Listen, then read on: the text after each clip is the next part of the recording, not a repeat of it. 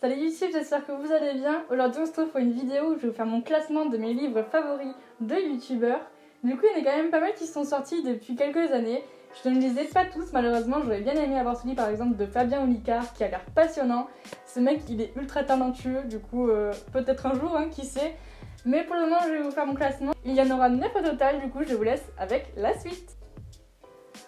En 9ème place on retrouve Emma Cake-up avec son livre Emma Cake-up, le sosie maléfique.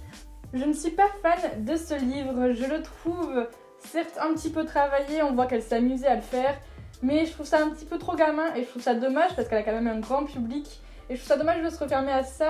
C'est Emma qui poursuit sa jumelle maléfique qui essaie de lui faire toutes les misères possibles. Mais voilà, c'est pas très drôle. Après, pourquoi pas, mais c'est pas folichon.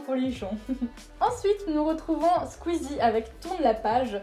Du coup, on retrouve les dessins de son frère, par exemple, à l'intérieur. C'est pas très drôle non plus. Pourquoi ? Parce que c'est un livre de jeu, du coup. Donc c'est bien sur le moment, c'est divertissant, on s'y amuse, voilà, il y a quelques jeux aussi sympathiques et drôles. Mais après, c'est pas un livre sur le long terme. Je veux dire que vous le faites une fois et puis c'est terminé, quoi.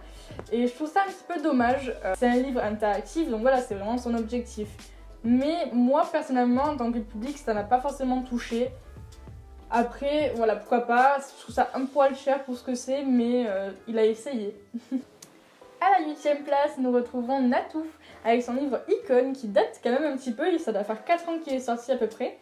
Et c'est un livre très sympathique, pourquoi ? Parce qu'il se moque de la presse féminine et ça fait du bien. Ça fait du bien d'essayer de casser ce code de la femme parfaite, de la vie parfaite. C'est intéressant ce qu'elle a fait parce que voilà, on avait besoin de ce genre de livre qui se moque. En plus, on retrouve vraiment la personnalité de Natou, de sa chaîne. On retrouve des guests de youtubeurs qui sont très cool aussi dans ce livre. Enfin voilà, il y a de la parodie, il y a de l'humour, il y a de la beauté parce qu'il y a des belles photos qui sont faites dedans. Du coup, belle découverte. 6ème place, la Bible de l'homme de l'Hollywood. Il est un poil épais pour ce qu'il est. Il y a beaucoup de choses en fait à l'intérieur. Mais du coup, c'est divertissant qu'il y ait plein de choses à l'intérieur. On retrouve de l'humour, de la chaîne, des références geeks. Enfin voilà, c'est très sympathique, c'est bien travaillé. Le livre est beau, il est vraiment joli. À l'intérieur, par exemple, voilà. Les pages sont marron. Du coup, c'est très joli. Mais voilà, un poil épais. Peut-être que c'est à lire petit à petit et pas tout d'un trait, pour prendre de l'humour à petite dose. Ensuite on retrouve Didi Chandoidi à la 5ème place avec son livre Picnicland. Je vous en avais déjà parlé dans ma première vidéo. C'est un livre d'aventure, de mignonnerie, de fruits et légumes. Il est très culotté et original parce que c'est lui qui s'est édité lui-même puisque les éditions ne lui correspondaient pas. Et du coup on retrouve ses mots, on retrouve ce dont il a envie de parler et c'est ça qui fait du bien, ça change, c'est frais et il y a vraiment un charme qui se dégage de ce livre. Faut savoir qu'il y a mon chat juste là et qui s'amuse avec les livres pendant que je suis en train de tourner, mais on va rien dire. Ensuite, à la 4ème place, on retrouve le livre La BD de L'Inquétéracide. Du coup, elle est très sympa, mais je trouve qu'on retrouve pas assez leur chaîne en fait. Du coup, on retrouve tous leurs dessins et c'est ça qui est super intéressant. Retrouver leurs dessins hors de leur chaîne, c'est quand même une bonne idée. Mais voilà, il y a une histoire par page et du coup ça casse un peu le rythme. On n'arrive pas trop à s'accrocher au personnage, mais ça reste un bon livre, on rigole, ça nous détend et ça fait du bien de retrouver l'Inquiétera. 3ème place. 3ème place, on retrouve le dictionnaire moderne de McFly Carlito qui est vraiment une excellente idée de livre. Ils ont refait leur dictionnaire à leur façon. Après, il en existe d'autres humoristes, d'autres écrivains, évidemment, ça existe depuis longtemps ce genre de livre. Mais comme c'est eux qui l'ont fait avec la fraîcheur, avec le YouTube, l'univers de YouTube, enfin voilà, on retrouve vraiment leur univers, leur humour et c'est très cool. Ça nous offre un bon moment de détente et de rire. Moi, ça ne m'a pas dérangé le livre d'un trait, même s'il était un petit peu épais. Ça fait plaisir de découvrir plein de mots sous une autre façon. Et voilà, du coup je vous le conseille vraiment. En 2ème place, on retrouve Kiei du Ré Jaune de Kevin spécialement, avec les dessins de Fa qui a fait tous les dessins.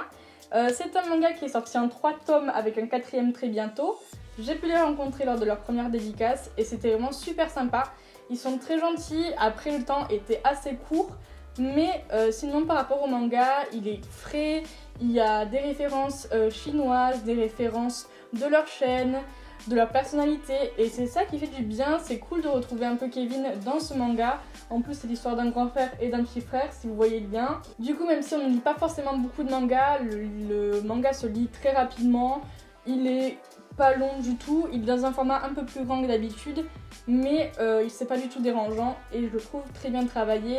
Il y a même des jeux à l'intérieur qu'on n'arrive pas forcément à retrouver dans d'autres mangas et c'est original et c'est cool.